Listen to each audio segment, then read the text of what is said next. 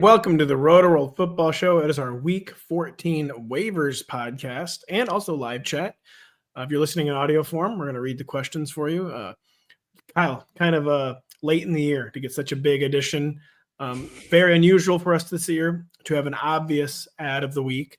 But you may have heard the Monday afternoon news that not only Christian McCaffrey is headed to injured reserve, but also Jordan Mason, his direct backup, high ankle sprain, and the Buffalo Snow Monday evening.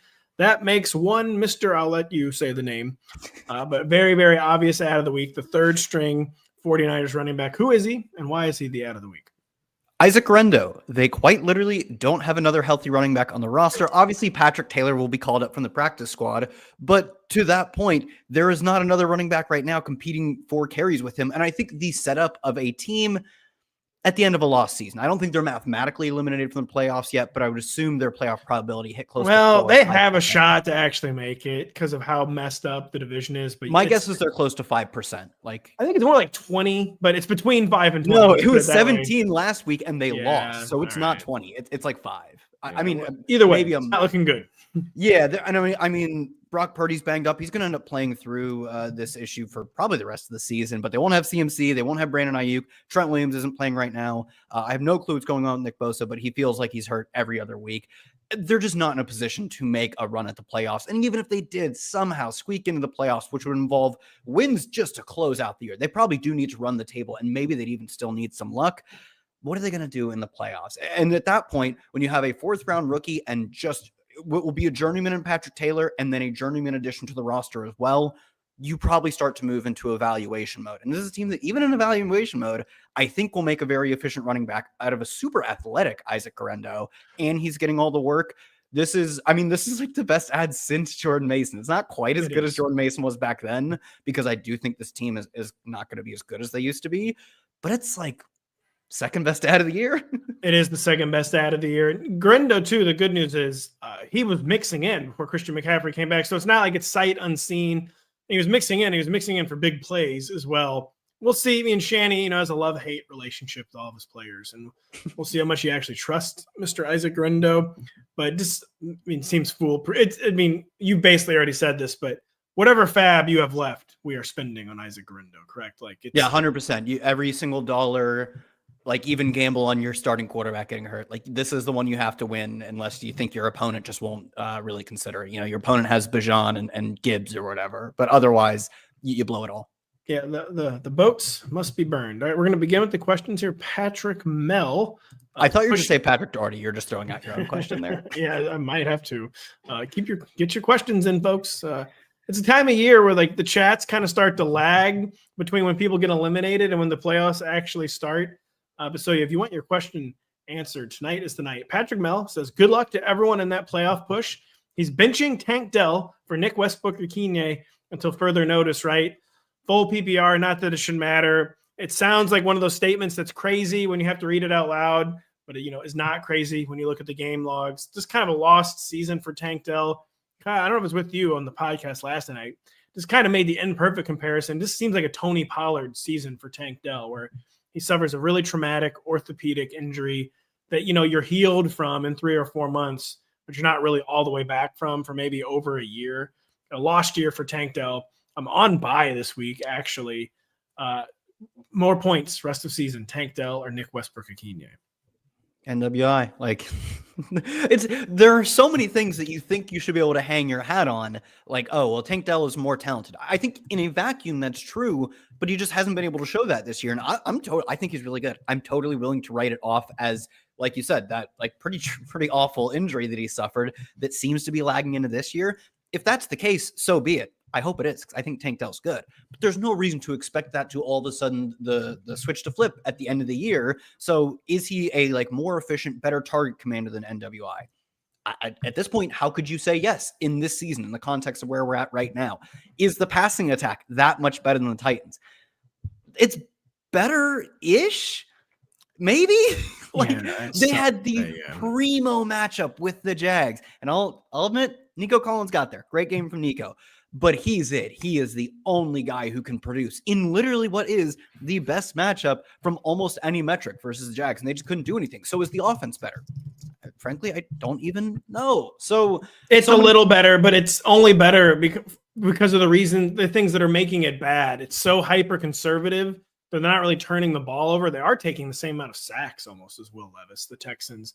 Texans are just kind of a broken offense where the only thing they're doing well is not turning the ball over, which is good. They're only, I think to your point, another reason, like, okay, what's the one advantage the Texans passing attack has? It's Nico Collins. And that obviously, like, that's good for Stroud. It means nothing. It is in fact a net negative for Tank Dell.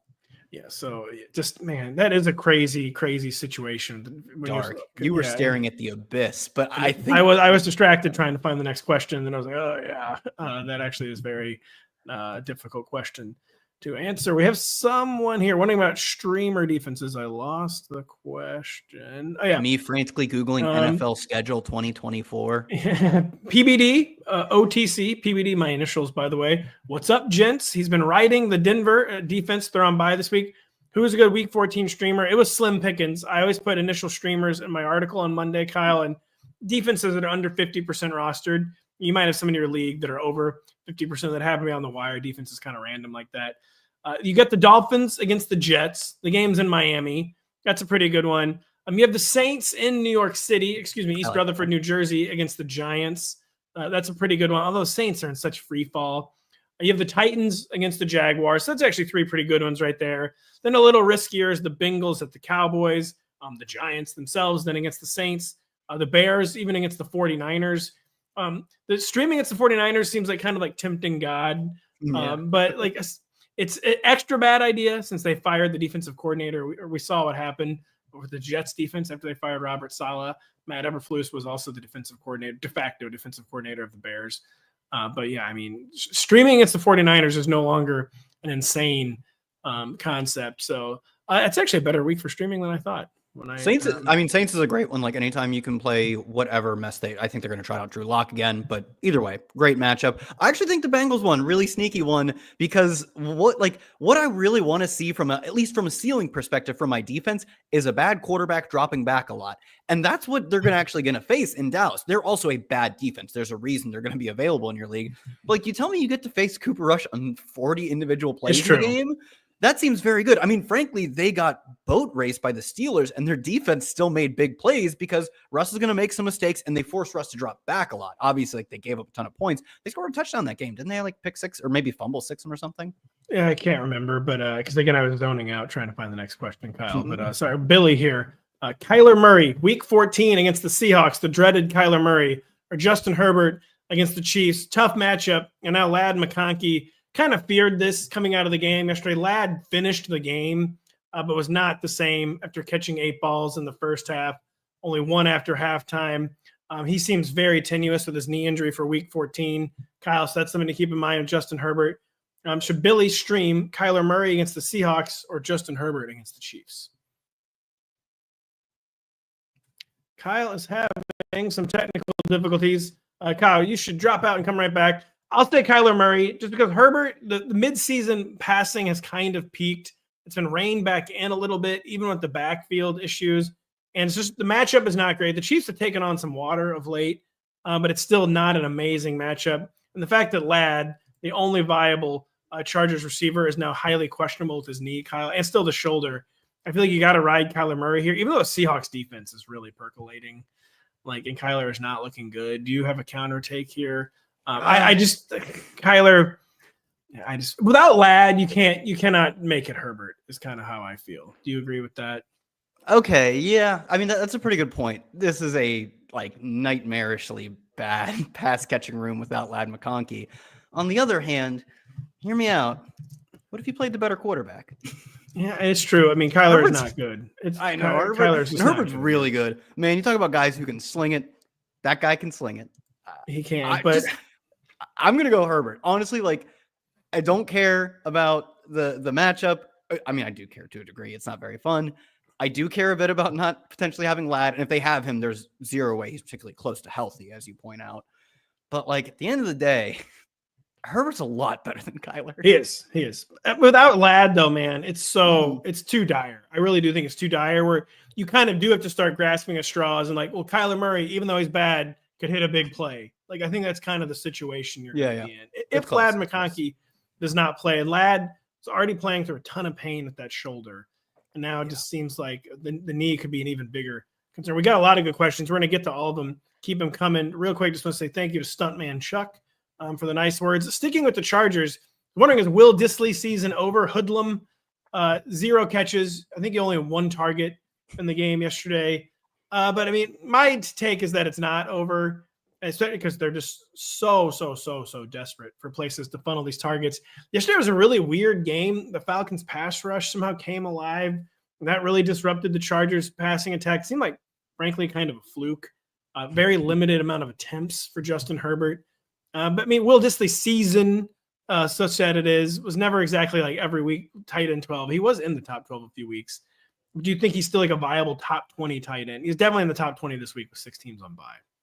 Yeah, he still played his almost exact normal role. In fact, his route rate from week 13 of 71% was quite literally identical to what it was in week 12 and higher than in the previous 3 games. So he was out there running all the routes, or at least all the routes that he'd been previously running, just didn't get targets. And, like when you're Will Dissly, man, sometimes you don't get targets. He's not an elite tight end. He's a good-ish, starting quality tight end. Good enough. He's a good enough tight end in a really good offense with a really good quarterback. Sometimes that guy just doesn't get targets because guys who are just guys don't always get targeted. And even if Ladd plays, I just can't imagine he does what he did last week in terms of target commanding. He probably doesn't do what he's done on. Well, he should. I mean, it was kind of interesting that they finally did do that because. No, yeah, I'm just saying, like, he's gimpy out there. Like, I do not feel good about what he looks like. Which was always one of the concerns with Ladd. A bit of a smaller guy, banged up a lot in college. It is a shame that has already come to fruition. But if you were throwing held out the window, it was the correct approach. Like, it was time to stop wasting targets on Josh Palmer and Quentin Johnston. Yeah, Will Dissly is still going to get a decent amount. We're kind of sticking with the Chargers theme. Rinkside rips. 6 teams on bye. Everyone's scrambling for streamers this week. Wondering if they should play Herbert. I think it's a situation where we're going to go clearly Herbert because the alternatives are Aiden O'Connell or Will Levis. I guess you can maybe give some consideration to Will Levis. I'll pull up the matchups for you, Kyle, there. But is this a safe Herbert over Levis? Levis playing the Jaguars, I'll say. Best matchup in the NFL. I'm still going Herbert. I agree that, like, the matchup for Levis is good, and he's played a lot better. He's averaging something like just shy of 18 fantasy points and 240 passing yards a game, multiple touchdowns, 2 out of 3 or 3 out of 4 of his past 4 games since what has been a very successful move in coming back from getting benched. Apparently that just kind of like works for everyone nowadays. It does, yeah. With all that being said, Levis, to my point, deserves his flowers. Take the best quarterback. And this one is not like, I like Kyler. His flashes of greatness really do exist. They're fleeting and far in between, but he has incredible flashes of greatness, and the rushing really is important for fantasy. The gap here in talent is very, very wide from Herbert to the rest. Just go with the best quarterback. Yeah, it's 2. I agree. Where you just cannot. You can at least consider getting cute with Will Levis, to be honest, but you just can't actually do it. I'll say it's just the risk is too high. Beans is down extremely bad at his RB2 spot. He says with 113 teams on bye. He's wondering about Gus Edwards or Kamani Vidal this week. He has 0 fab left for Isaac Garundo. So basically wondering, Gus Edwards played a season high 52% of the snaps, Kyle, yesterday. So the snap share in theory did increase. It did not translate to more touches. It seems like they view him as a hard capped player. Kamani Vidal did have the longest rush at 16 yards. It's hard to say that we could play Kamani Vidal over Gus Edwards for week 14.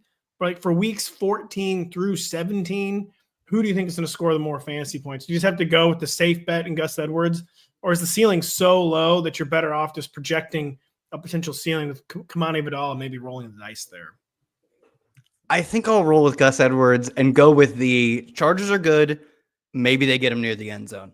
If they get him at the 1 yard line, he might score. 2, I don't know if they get him at the 2 yard line, will he score?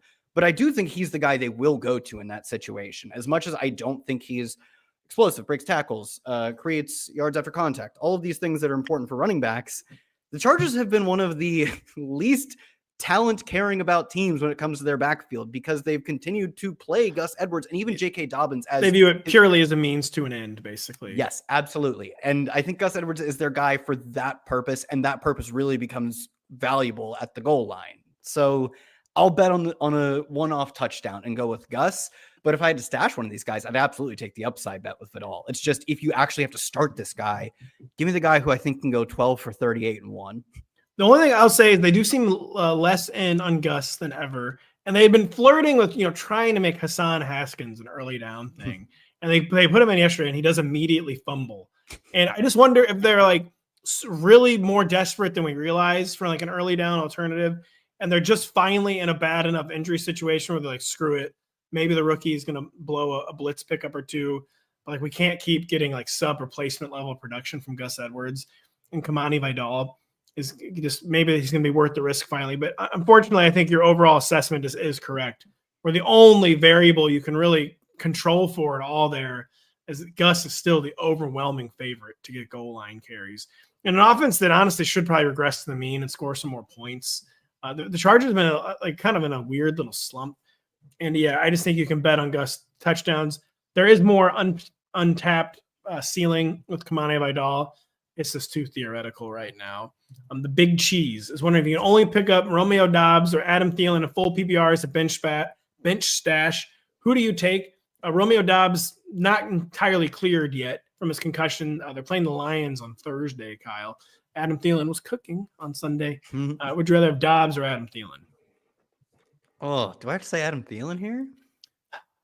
It's tough. Probably from a PPR, scamming perspective, and there's no doubt. Romeo Doubs could get hot and like run pure on touchdowns.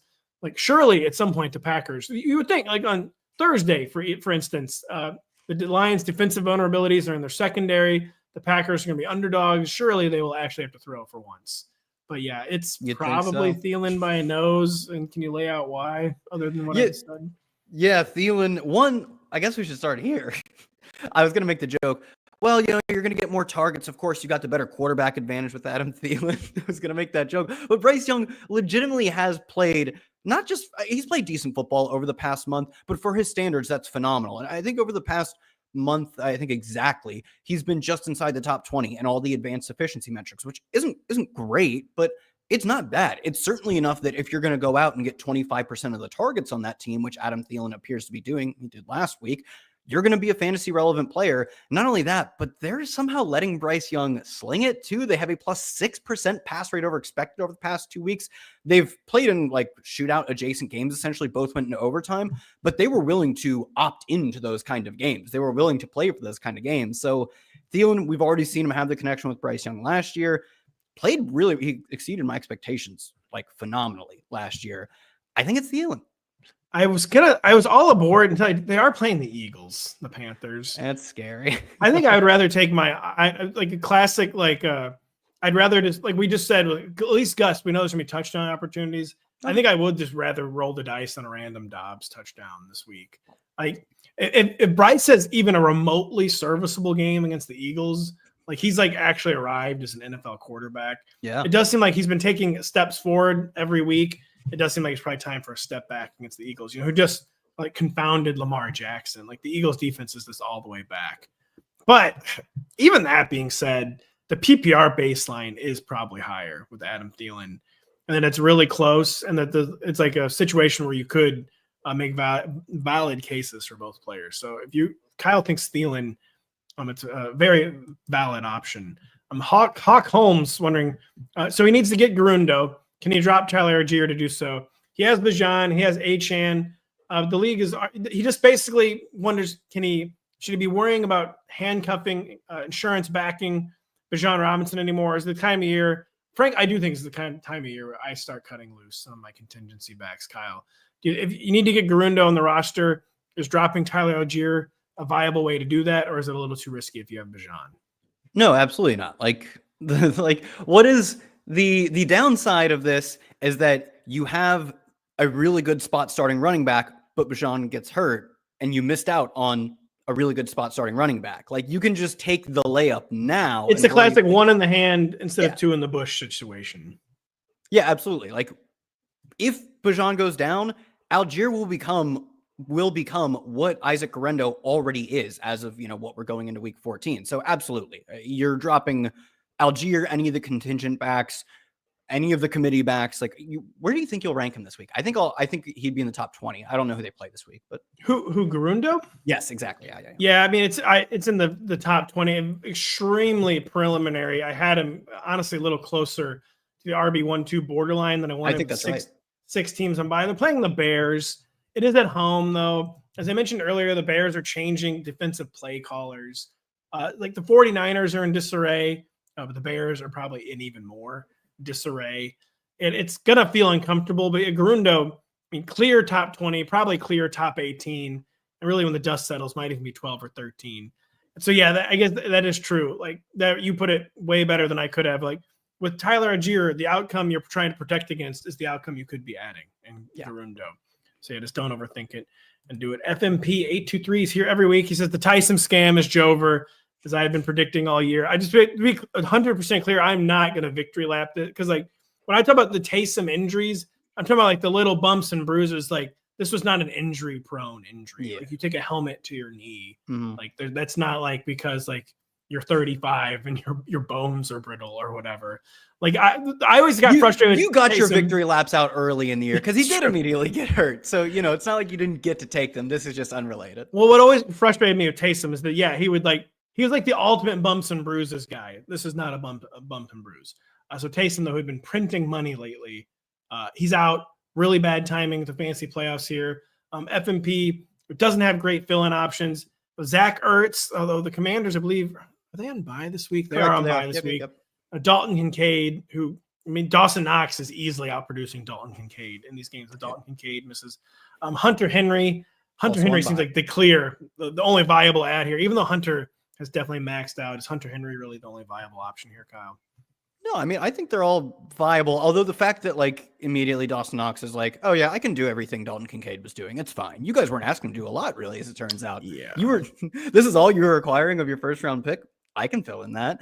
The fact that there just is no difference between the two makes me think that even when Kincaid is healthy, maybe he just doesn't come back to the already very middling role he had. I compared his role on some show last week, I don't remember which one, to that of Zach Ertz. The offenses are producing extremely similar in terms of the just overall net passing output. His share of the targets was identical to Zach Ertz. He has slightly more air yards. Just take the one that has a little less of that my backup usurp me risk in Zach Ertz. Between those two, Hunter Henry does, I think, stack above all of them, though. It's weird. The Patriots, they've hit a lull. Like they had a little like post like benching like the immobile quarterback playing the actually athletic rookie. They rocked the Jags in. Yeah, it looked like they were going to be a little feisty, and they are not being a little feisty. But Hunter Henry, still nice PPR floor any given week. Joseph Garcia, weekly viewer, he needs to drop a bench test RB for a wide receiver. Should be getting rid of Kamani Vidal, Trey Benson, Kareem Hunt. Definitely not Isaac Garundo. I think maybe he probably missed the news there. I would say Trey Benson here, right, Kyle? Just because, like, what is like the theory of the Trey Benson play right now? Like, I feel like the Cardinals don't even know, or they're kind of like making things up as they go along with their backfield. And like I feel like even if James Conner were to get hurt tomorrow, like I don't even necessarily know like where I would rank Trey Benson because they like Amari DiMercato. Kamani Vidal, of course, has some path to some upside now. Kareem Hunt, Isaac Pacheco could get re-injured. The way he runs, we don't even know if he's fully healthy. Is that correct? Does Trey Benson really have? Should it even belong on 12-team leagues right now with the playoffs starting? I feel a little better about him should anything happen to James Conner getting the bulk of the work because DiMercato is like truly just he reminds me of Amir Abdullah in that like Sincere McCormick, a practice squad guy, is bigger than Amir Abdullah. And that's enough to, within 2 starting games, end up getting more carries. But I do think it would be a committee. I think Benson would lead the committee, but I don't think he would take over all the work. And to your point, Kareem Hunt, we know for a fact, at least for the goal line work and the between the tackles work, will take over everything if the starter gets hurt. Kamani Vidal could just play himself into more touches. So I agree. I'm a little less pessimistic on Benson than you are, but I agree he is the drop amongst the 4. We've got a lot of really good questions coming tonight. Keep them coming. Brad, we'll try to not spend a ton of time on this because Tyrone Tracy is not available in many leagues, Kyle. But Tyrone Tracy is available in Brad's league. If Tyrone Tracy happened to be out there, who would you prioritize as an ad? Isaac Garundo or Tyrone Tracy? I think it's probably the new guy, even though it's weird to say. Yeah. Do you think we think it's Garundo? Why do you think it's Garundo? Yeah, I think for me, it's mostly the offensive state, whereas Brock Purdy's playing right now, Debo's playing right now, Kittle's playing right now, and they have a great coach. Until they start sitting their starters, which I don't think they'll do. Like you said, they're not mathematically eliminated. They'll keep playing until the final whistle of the season. Till that happens, I do think they'll be a good offense. They will absolutely be a better offense than the Drew Lock or maybe eventually replaced again by Tommy DeVito-led Giants. So the offensive situation is better, and I do feel pretty confident, maybe overly confident, that Garundo is going to see most of the work. Like I said, they just don't have another running back on their roster. It's journeyman practice squad special teamer Patrick Taylor who's going to get the call up. Yeah, the 49ers flow state is just better right now. And Garundo, I mean, still has, or excuse me, Tracy still has an actual backup in Devin Singletary. Yeah. Garundo doesn't even have, by the way, I looked up the 49ers playoff. It was 18% entering week 13. Then they lost. Yeah. So I'm not sure where it's sitting at right now. Kinlay 8, wondering if they should play Calvin Ridley against the Jaguars or Garrett Wilson against the Miami Dolphins. Kind of a tough one. I don't think there's been many, if any, weeks where I've had Calvin Ridley ranked ahead of Garrett Wilson. He's kind of back to like cardio mode on Sunday, but he had some opportunities for some big plays that just weren't converted. The Jets have gone all the way sideways. We're telling people to play Calvin Ridley in a really good matchup, a revenge matchup, or Garrett Wilson against the Dolphins. I think I might take Ridley.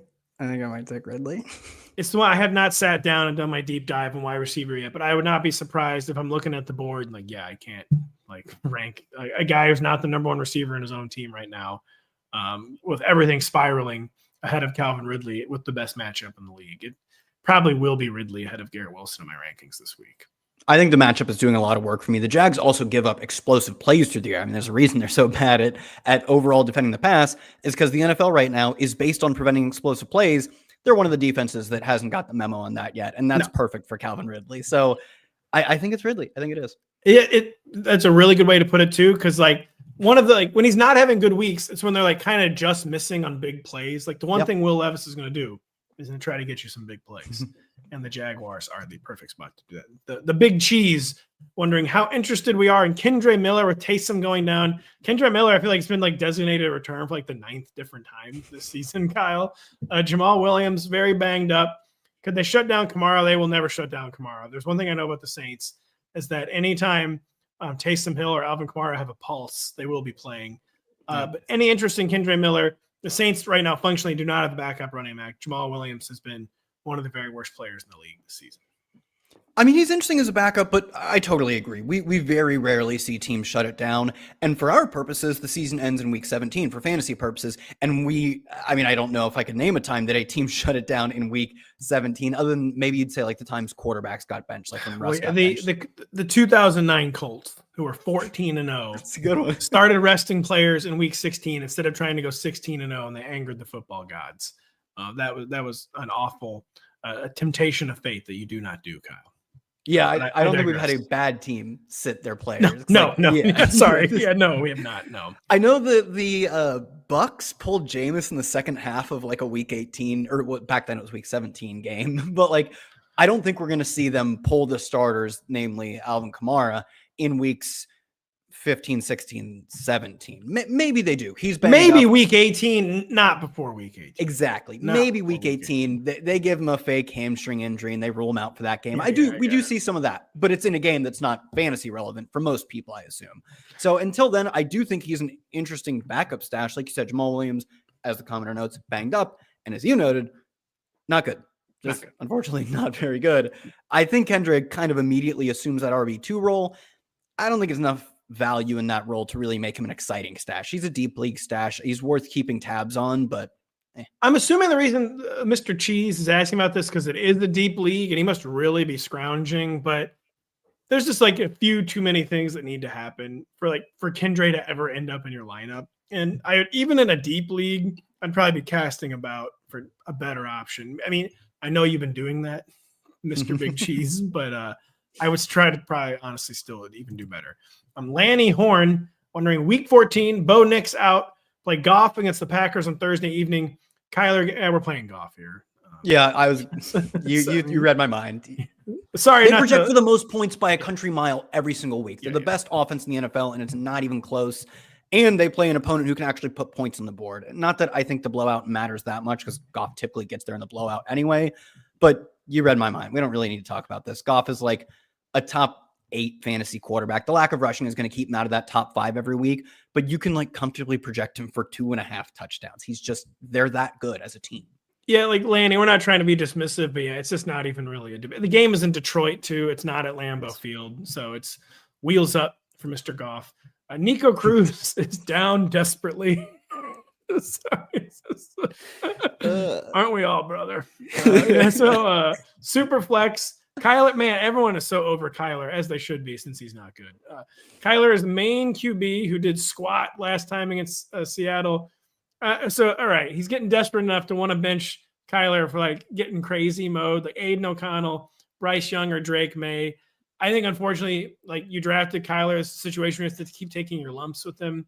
I do have a counter take on this, though, Kyle. No, I agree. I think our last question mentioned like Bo Nix. Like he's the type of player where like he's just played well all year. If you wanted to go him over Kyler, you could. But these are not guys who like they've been bubbling under the surface all year. Maybe you could sort of toy with Drake May as that idea, but it does seem like he's capped as a passer the way the offense is set up right now. He's a really good runner. I think he got 59 last week. He's not even playing this week. They're on week 14 bye. So no, you're not benching him this week. And maybe Drake May goes out and nukes and you can like really toy with the idea, but it's a bridge to cross when we get there. I don't think it's particularly likely. Yeah, Kyler, it's just like, all right, I drafted Kyler. I hate everything, but I have no better options other than playing Kyler. Stuntman Chuck. Everyone needs QBs, not surprising with 6 teams on bye. Will Levis against the Jaguars, Caleb Williams against the 49ers, or go with Jameis against the Steelers. 3 pretty like wily options. 3 guys who all have ceiling outcomes. I will say, as much as I like how Will Levis has been playing lately, just like relative to how he had been playing, I feel like you get the fewest ceiling outcomes from Will Levis. And Caleb Williams, we've seen a lot more volume than we've seen with Will Levis most weeks. I mean, Jameis is Jameis. Mm-hmm. That's kind of my take on it, where I would be narrowing it down to Caleb Williams or Jameis. But what's your take, Kyle? My take was going to narrow to Levis or Jameis, so I think we agree that Jameis is the guy. Yeah, Jameis didn't have an amazing game against the Steelers. It was a short week. It was in the snow.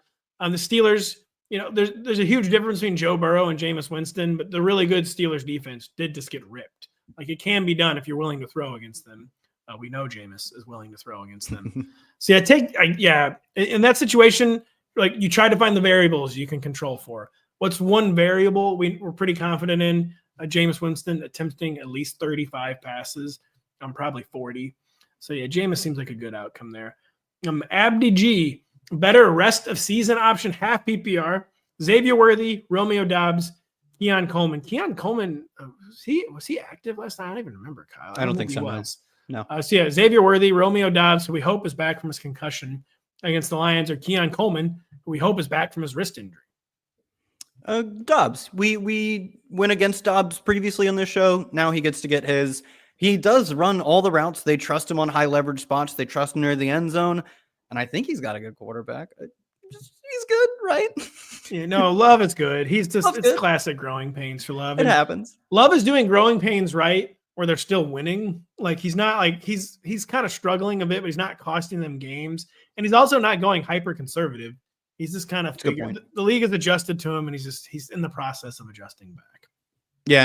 And my opinion of both Keon and Worthy, given the body of work, really the lack thereof for both of them as rookies, is like, I don't even know in what situation you're starting them. Like if you're that desperate, like who projects for more points this week? Either of them, assuming Dobbs starts, but either of Coleman or Worthy or Nick Westbrook-Keeney. Like it somehow just is NWI.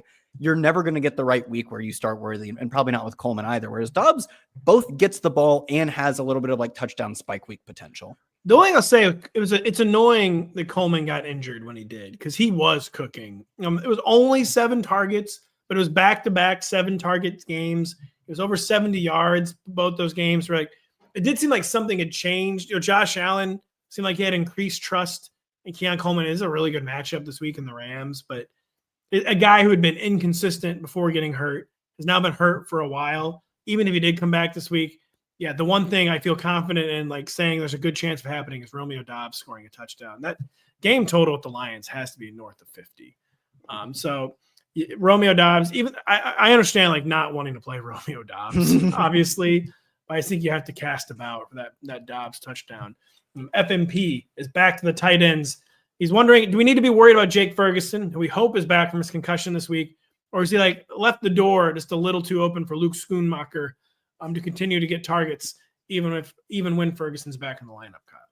Yeah, I actually think he has. Ferguson's been pretty meh this entire year. I don't think he's bad, but he's just not offering like plus value on the snaps that he's playing. So I do think that, especially at the end of what they're in a completely lost season, like the Saints, they play in the terrible NFC South. They're only like 2 games back. They're not going to win it, but they'll tell themselves they can. They can tell themselves lies, yeah. Yeah, exactly. Even the 49ers for at least 1 or 2 more weeks will tell themselves like, oh, we're not mathematically eliminated. Let's get out there. They don't, even Kyle Shanahan doesn't believe that as he says it, but they'll play as if they're not eliminated. Like Cowboys are probably the closest to being like, let's evaluate this random tight end we found in the dumpster. Let's just do that. Yeah, that actually is a really good way to look at that. The 49ers, by the way, I think the 49ers, so they're 5-7. So if they win out, they'll probably feel pretty good about their chances in that division of making the playoffs at 10-7. So the 49ers can still like spin a tale about how they would make the playoffs. It probably requires going 5-0. But the 49ers could be like a classic, like, oh, curious. It said they only had 11% chance of making the playoffs. That's because going 5-0 is not the most likely outcome. But if they do go 5-0, then they have a very talented roster. So yeah, to an earlier point you made, the total in the Packers-Lions game is 51.5. This is a good one. Okay, imagine that. Imagine a total actually being north of 50.5.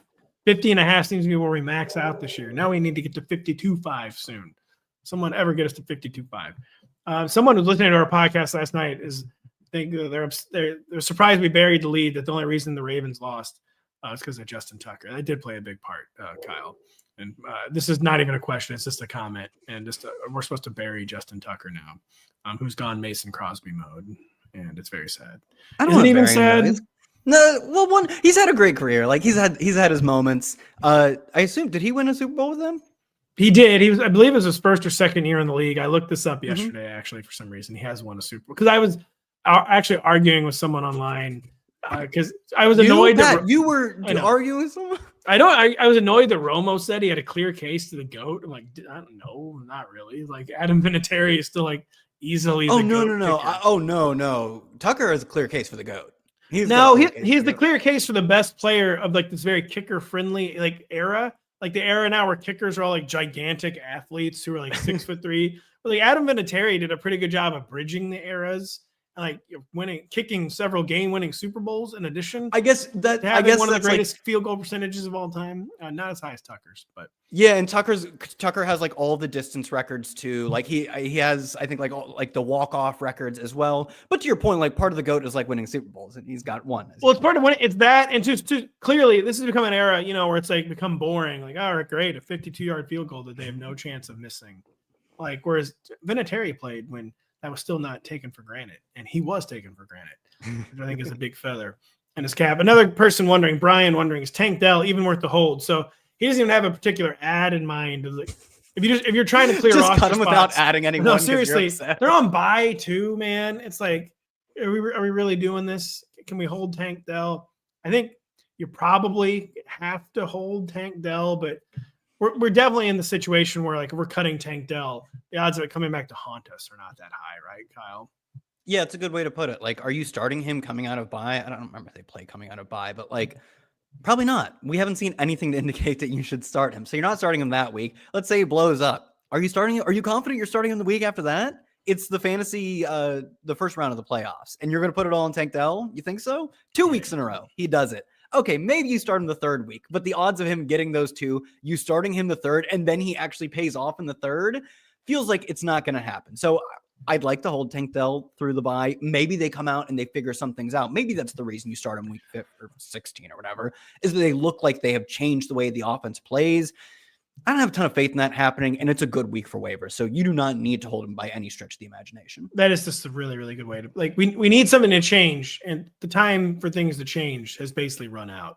The bye, they should change things during their bye. I don't think Bobby Slowick is capable of changing things during the bye, though. We're about out of new questions. So if you have questions, we got a few more minutes to answer them. Now is the time to get them in if you have been waiting. Hoodlum is back, but flexing Brian Thomas Jr. at the Titans with Mac Jones, probably under center. Tyrone Tracy, full PPR. I guess that one, we just got to say the running back, right? The touches there. Rest of season, Kyler or Nix? We're trying to establish on the Kyler line here. Who do you expect to score more fantasy points? The most fateful month of the season, Kyler Murray or Bo Nix? Without looking at their schedules, give me Bo Nix. I'm pretty sure he's just averaging more points this year, including the fact that he was. Well, he's on bye, of course. 6 teams on bye in week 14, man. It's seriously insane. Points per game, rest of season, Nix. Understandably, the fact that he gets one fewer game is an issue. Yeah, but I think too that you probably are. Kyler's got to show something. Like, dude, Kyler, he got one hot streak, and the league's like, all right, we'll make a few easy adjustments. Your hot streak will be over, and it seems like that is what happened. Abdi G back with another question: is it worth spending any fab on Tank Bigsby? As he correctly points out, committee in a bad offense seems unstartable. He did finally get some work in a negative game script yesterday. Travis Etienne remains not good. But yeah, it's the final week of the regular season. Then it's the playoffs. What are the situations where we're really going to be using Tank Bigsby, Kyle? Is that a way to look at this? Yeah, exactly. He saw just under a third of the team's carries last week. Like you said, if you're losing and you're still getting carries, it's an improvement for how he was used. But as you point out, as Abdi points out, committee, and I think the lesser half of a committee on a bad offense to what could be a really bad offense under Mac Jones. I just don't see the what do you win when you win scenario. I mean, he's a good player. Bigsby is a talented player, but I don't think this is a setup where his talent's going to get to shine through. Excuse me if I mispronounced this. Emmanuel, wondering, start MVS in the flex or Devontae Smith if he happens to come back. And it's a really good matchup with the Panthers. Devontae seems off with this injury. That is true. But if Devontae's back, Kyle, it is against the Panthers. I like the Galaxy braining, but MVS would be a bridge too far, I believe, over Devontae Smith, correct? I'm not starting MVS anywhere. You can't make me do it. He's not even getting targets. He's got 3 targets. You said earlier in the season, guess why Anthony Richardson isn't completing that many passes? It's because when he does, they're 70 yards. I know. You don't need 10 targets when you get 2 or 3, and one of them is a 70-yard touchdown, Kyle. Yeah, I know. He's running insurmountably hot, scoring a touchdown over a third of his targets.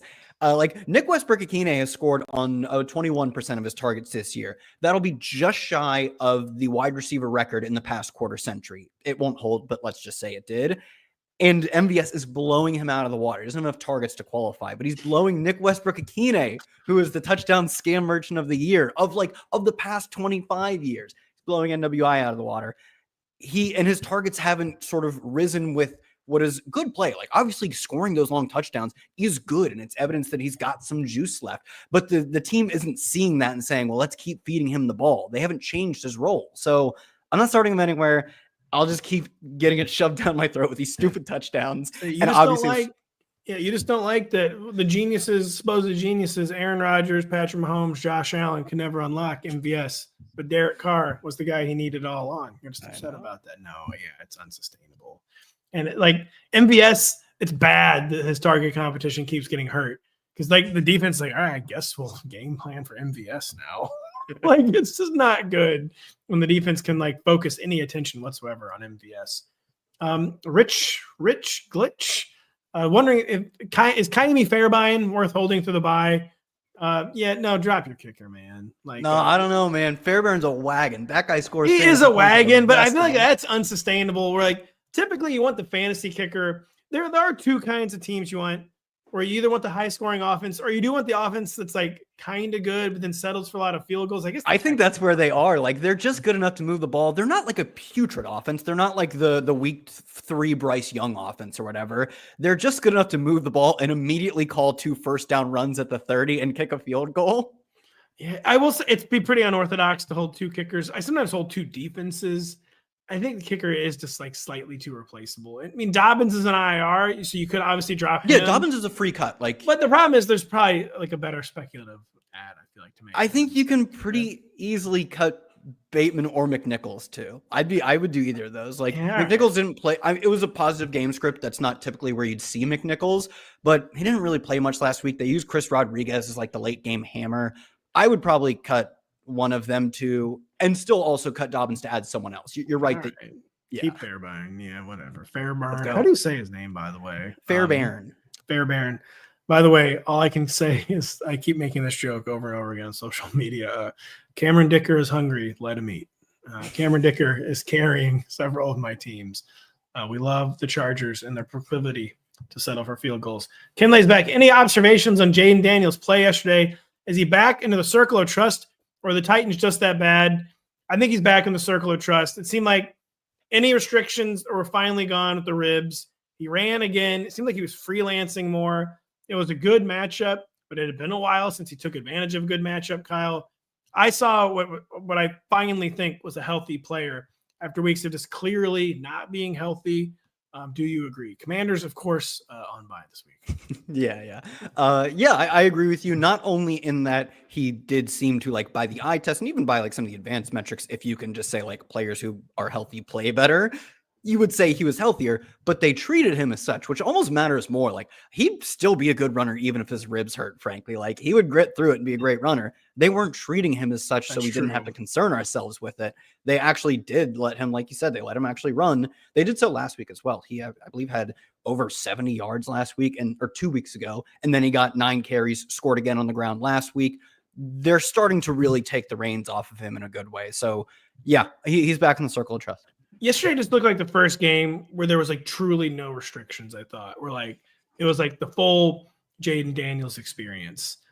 So man, it's so annoying he's on bye, of course, though. Nicholas DeSanto wondering rest of season, CJ Stroud or Justin Herbert for the fantasy playoffs. Stroud, of course, on bye this week. Herbert, of course, could be missing Ladd McConkey this week. Without getting into the matchups, who do you feel more confident in for the most important stretch of the season, CJ Stroud or Justin Herbert? Herbo.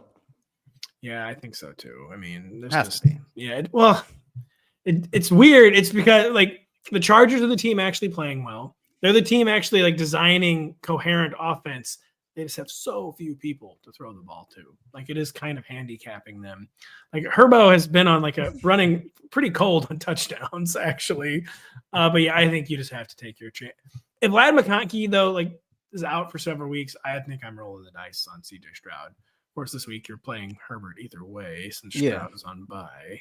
But if Ladd is multi-week, that really does change the whole calculus for Mr. Justin Herbert. JM, winning rest of career, would you prefer Bryce Young or CJ Stroud? And why? Oh, come on, man.